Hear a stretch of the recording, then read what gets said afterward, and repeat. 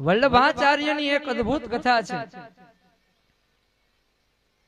કે વલ્લભાચાર્ય એક વખત જગન્નાથપુરીમાં આવ્યા છે. દરવાજે આવીને ઉભા રહ્યા, જગન્નાથ ભગવાનની ઝાંખી કરી છે.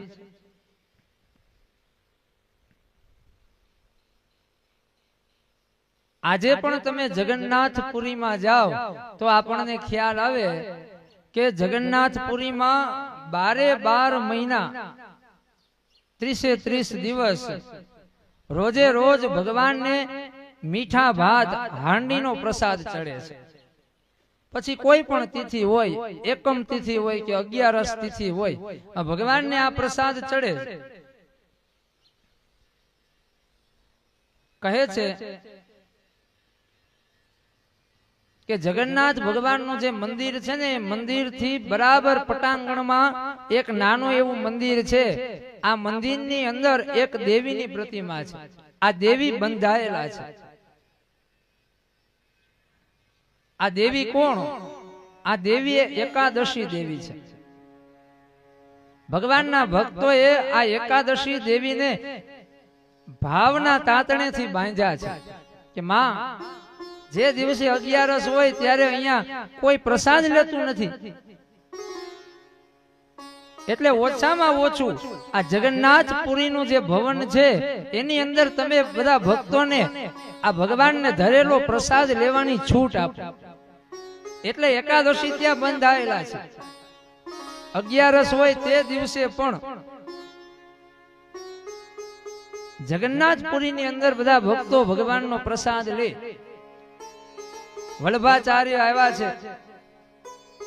એકાદશી નો દિવસ છે. ભગવાન નાથના નાથ જગન્નાથ ની ઝાંખી કરી છે. પૂજારીએ ભગવાનનો સુંદર મજાનો પ્રસાદ આપ્યો.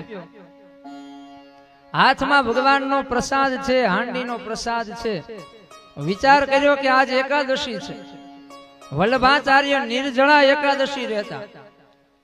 એકાદશી ના દિવસે જળ પણ ન લે.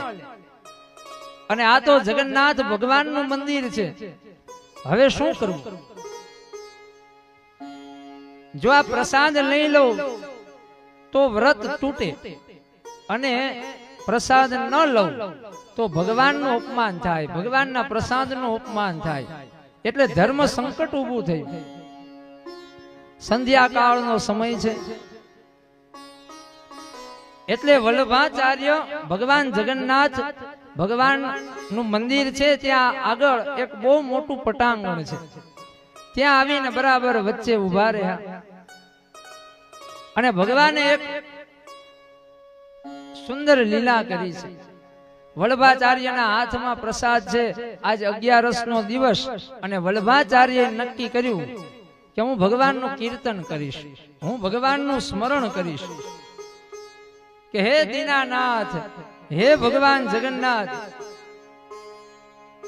તે આજ મારા ઉપર કેવી કૃપા કરી. હે અનાથના નાથ, હે ભગવાન જગન્નાથ, તારા પ્રસાદનો અધિકાર તે મને આપ્યો, તે તારા પ્રસાદને લાયક મને બનાવ્યો. આમ આખો દિવસ પૂરો થયો, સંધ્યાકાળ થઈ. વલ્લભાચાર્યને કીર્તન કરતા જોઈ અન્ય અનેક સાધુ સંતો ત્યાં આવ્યા છે. એ સાધુ સંતો, એ ભક્તો પણ ભગવાનનું કીર્તન કરવા લાગ્યા છે. અને આમ જ આખી રાત પૂરી થઈ. આખી રાત પૂર્ણ થતા સવારનો સૂર્યોદય થયો. અને ત્યારે ભગવાનના એ દ્વાર ઉઘડ્યા, ભગવાનની ઝાંખી કરી, અને વલ્લભાચાર્યએ એ પ્રસાદ લીધો. વ્રત પણ સચવાઈ ગયું, વ્રતનો નિયમ પણ સચવાઈ ગયો, પ્રસાદનો પણ અપમાન ન થયું. આખી રાત આ સત્કીર્તન થયું. અને આ સત્કીર્તનના કારણે અનેક લોકોએ એકાદશીના વ્રતનું જાગરણ કર્યું. એકાદશીના વ્રતમાં જાગરણનો ખૂબ મહિમા છે. આખી રાત ભગવાન જગન્નાથના ગુણ ગાયા છે. અનાથ ના નાથ મારા વાલા જગન્નાથ છે, એણે મને માયા લગાડી રે. ઓ અનાથ ના નાથ મારા વાલા જગન્નાથ છે, એણે મને માયા લગાડી રે. એકાદશી ના વ્રત ના દિવસે કીર્તન નો બહુ મહિમા છે. એકાદશી ના વ્રત ના દિવસે સત્સંગ નો મહિમા છે. એકાદશી ના વ્રત ના દિવસે ઉપવાસ નો મહિમા છે. ઉપ એટલે કે નજીક, વાસ એટલે કે બેસવું. ભગવાનની નજીક બેસવું એ સાચો ઉપવાસ. ભૂખ્યા રહેવું એ ઉપવાસ નહીં.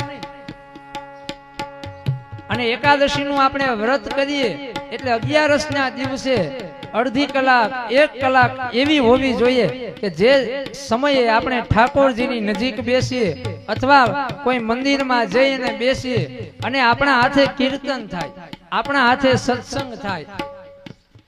એકાદશી ના દિવસે કીર્તનનો અનેરો મહિમા છે. આવો સાથે મળી અને થોડીક વાર માટે આપણે પણ આજ 11 તિથિ છે, ભગવાનનું કીર્તન કરીએ.